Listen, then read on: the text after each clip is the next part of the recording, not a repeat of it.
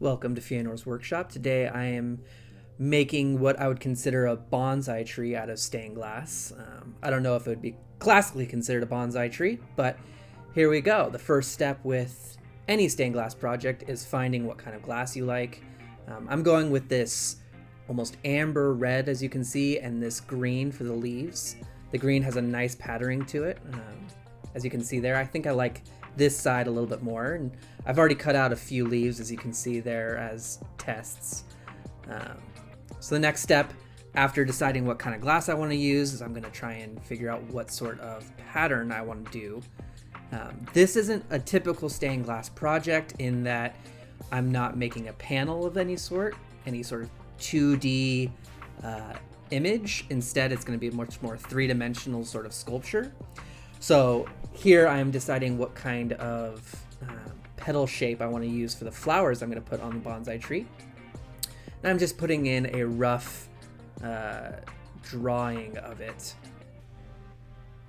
A lot of times in stained glass, you'll see people do a much more precise cutouts for their stained glass, and that's necessary if you're doing a two-dimensional piece because everything needs to fit perfectly. But for a three-dimensional sculpture, everything doesn't need to be exactly the same size or fit exactly the way it needs to be, so you can have a little bit more variation in the petals in whatever I'm cutting out, which is why I'm not as concerned to get an exact cutout of the piece of glass.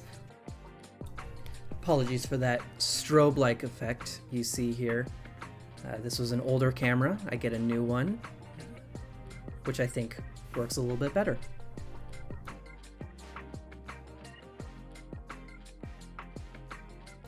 So after I get all those drawn out, I go through and I have to cut them out of this larger piece of glass. You can see I've already put in a score line there, and so I'm just getting out my trusty tool to chop that off. It's always a very satisfying sound when that happens. Then I just gotta cut out each petal individually, trying to cut off as much as you can to get to the line that you drew. The more you cut off, the less you have to grind later on. For the leaves, I didn't think it was as necessary to have an outline that I was following because each leaf was going to be drastically different in size and shape. So I felt like I could just go with the flow.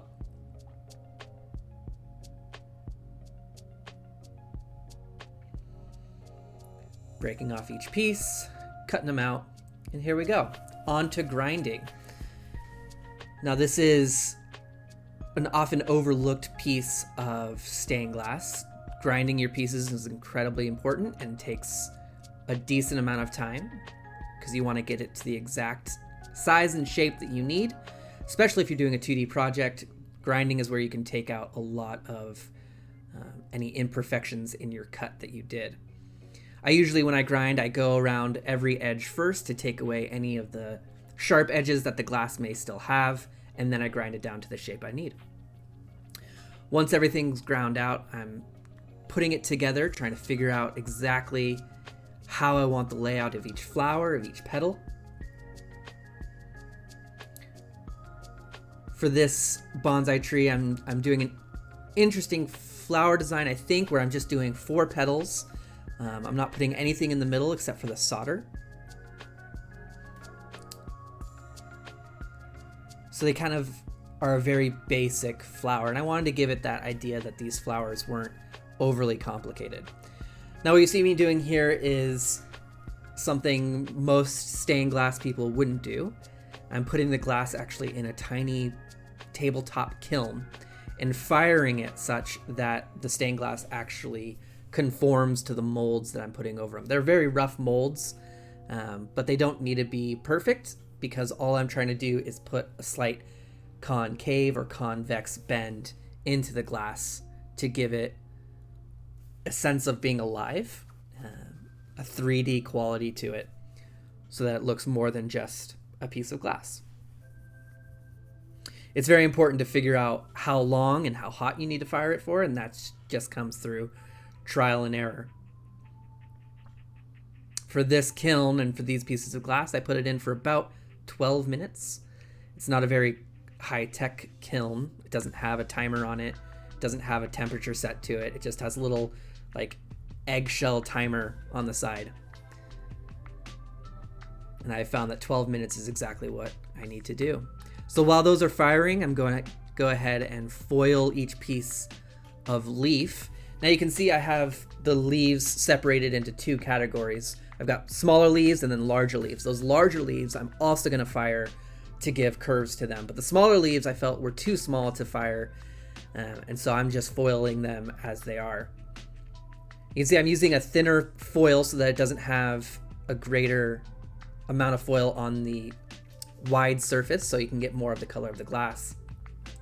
Once all those are foiled and everything is fired, this is the next day, new camera, hopefully it's a little bit better. You can see that those petals took on a curvature to them. You can see that bend. There's a little bit of concave, a little convex action going on. And what I'm actually going to do with these petals, not with the leaves, but with the petals themselves, I'm actually going to do something unique. And this right here is a bud that I've actually put in a beveled edge so that as they rest next to each other, they can kind of snug up a little bit closer to each other. But for the petals, like I was saying earlier, I'm actually doing a different technique with the foil and the solder. I put in little notches at the base of the petals so that I don't have to foil the entire petal itself. You'll see what I mean here in a second. But I'm just making sure I have everything exactly how I want it, the flowers exactly where I want them, which direction the petals are going to be curving.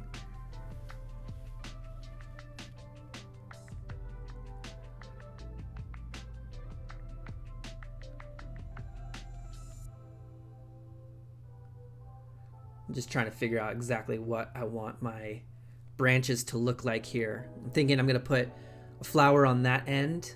I'm going to put the flowers on the ends of the branches, and I think I'm going to put the bud here. Give it that idea that this branch is continuing to grow. And these larger leaves, like I said, I put curves to. And I'm going to put those on the main stalk of the branch. And then the smaller leaves I'm going to put on these little offshoots. Those are like new growth leaves in my mind. And so I'm going to have, these smaller branches that branch off from the main stem are going to have the smaller leaves attached to them. So here I am, like I just said, with this interesting technique of putting in little notches at the base of the petal. I'm trying to make sure that they are perfectly lined up with each other. And you can see I'm just marking out slightly where I'm going to put those notches, and I use a Dremel tool here. Those notches aren't very deep, probably only about 1/8 of an inch deep. And this Dremel tool has a little diamond bit end on it, which allows it to cut through the glass. I don't turn it on very fast so that it doesn't chip the glass, because all I'm trying to do is put, like I said, this little notch in the base of the glass. This is not something you normally see, and with shaky hands like I have, it can be a little dicey there. So I brace my hands and get to work.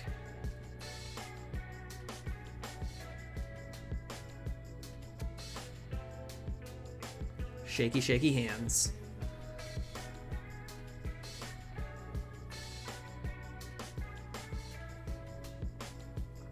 That's all I'm trying to do. You can see there's just slight notches. I just put one of those on every single one because it allows me to essentially, like I was saying, only have the copper tape and the solder at the base of the flower, so that the edges of the flower can have what I like to think of like a live edge. You hear that a lot with wood, live edge table, but for stained glass, I'm considering this a live edge as well. Even though glass itself was never alive, it gives it that sense that this flower has a more lifelike edge that's not covered in solder and copper. So I've got my little layouts of how all the flowers are going to look and how all the branches are going to look. Like I said, I put this bevel into the bud there so that it could sit a little bit better. Then when foiling these bigger leaves, you can see that they're curved. It's actually a little bit more difficult than two-dimensional because the foil can wrap around in a two-dimensional space rather easily, but as soon as you start becoming three-dimensional, the foil has a much more difficult time. So I ended up using multiple different pieces of foil per leaf and then trimming off any excess that I had. And here I go trying to put the foil on the base of the flower petals. The main key here is that the foil has to get into the groove that I cut. And so you'll see me take some flat edge, like the flat edge of this razor. I take it and I use that to push it in to the grooves. I use a flat edge of a razor or this flat piece of wood. It's a clay working tool, but I use it for this purpose. You can see I'm trying to not cut the copper. I'm just trying to shove it into that groove. It's hard to see there, but once I got it in the groove, I flatten everything out and then trim off any excess that I might have.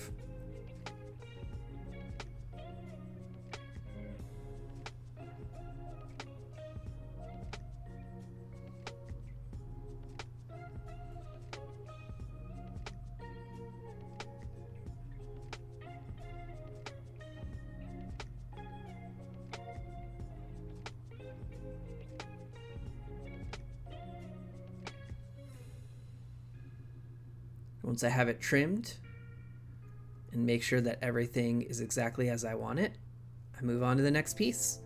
And I have to do that for every single petal. You can see there very slightly that I have the copper into the grooves that I cut.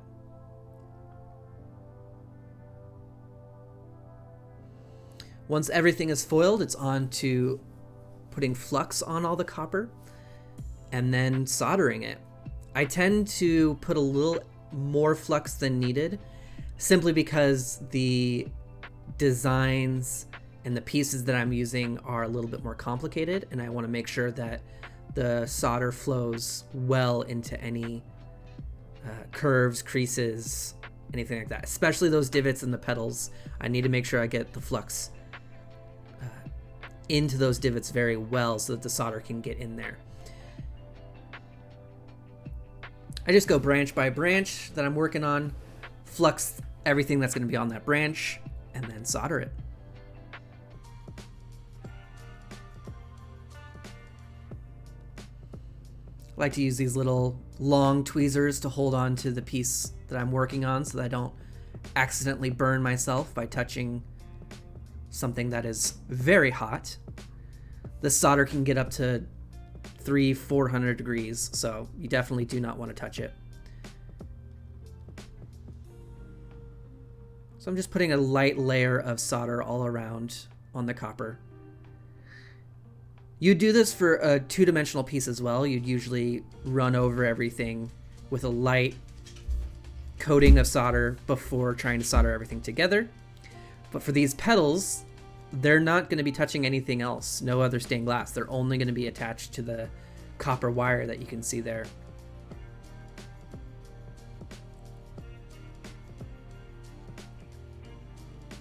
So here I've got my little flower. I wanted to prop up the ends to give it a little bit more of a convex look.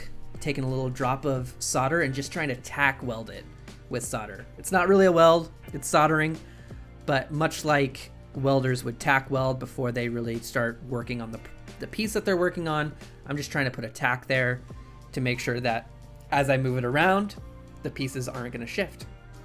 Once I get that tack on, it's filling in all of those crevices with solder to make sure that that petal and that flower comes together exactly as I want it.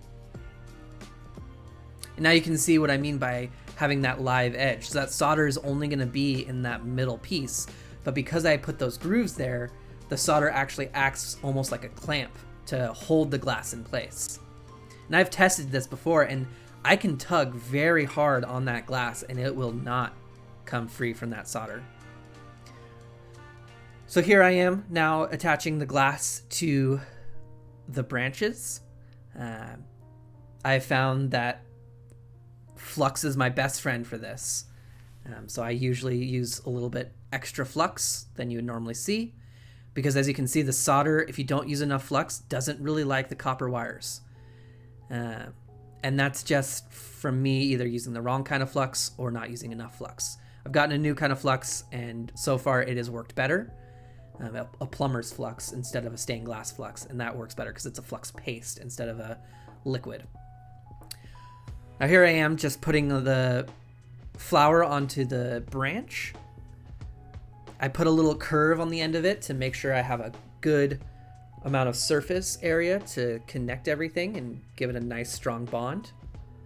And I used a lot of flux, like I said, probably too much flux.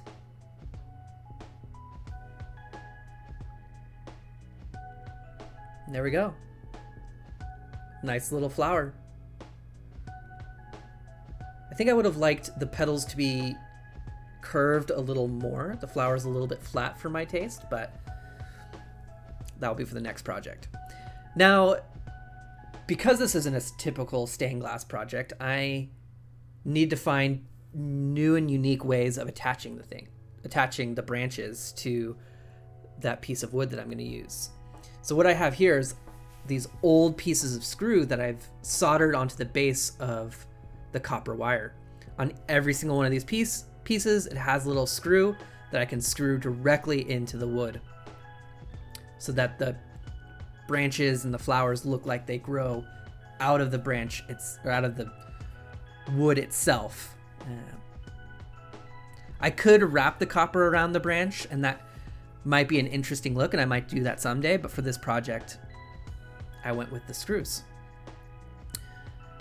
And this branch, you saw it a little bit earlier, my wife so lovingly picked up for me on a hike that she did. And when I saw it, I said, you know, this can make a pretty cool bonsai tree. So now it's just a matter of figuring out where I want everything to be attached. This big flower, I'm going to attach directly to the branch, to the wood, I should say. And the rest of it is just that artistic feeling of what looks good.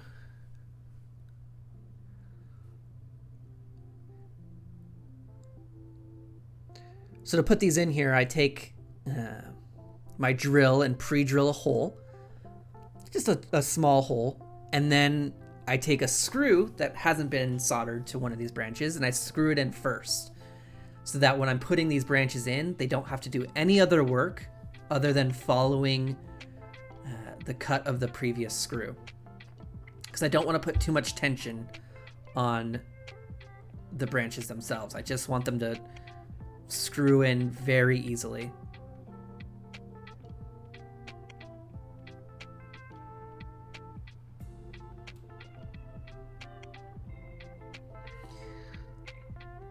And then I put in, at the base of this branch, I drill about 3 holes all the way through the branch that I'm gonna run a iron cord through and tie it through the bottom of my pot there, you can see. And I'm gonna just fill it with pea gravel to give it some weight to be able to hold. Those iron cords should be able to hold most of the weight, but I felt that having a dense base like pea gravel would be able to give some more solidity to the project as a whole. So I'm just filling it in, getting visited by my shop dog.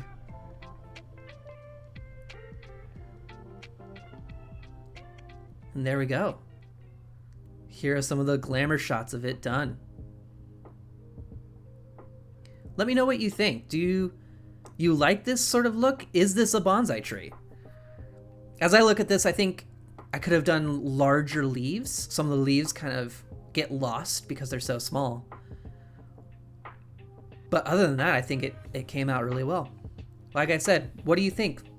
Leave your comments and questions down below, and I'll be sure to answer them. And also, what should I make next? Like you can see, the sky's the limit. Thanks for watching, and I'll see you next time.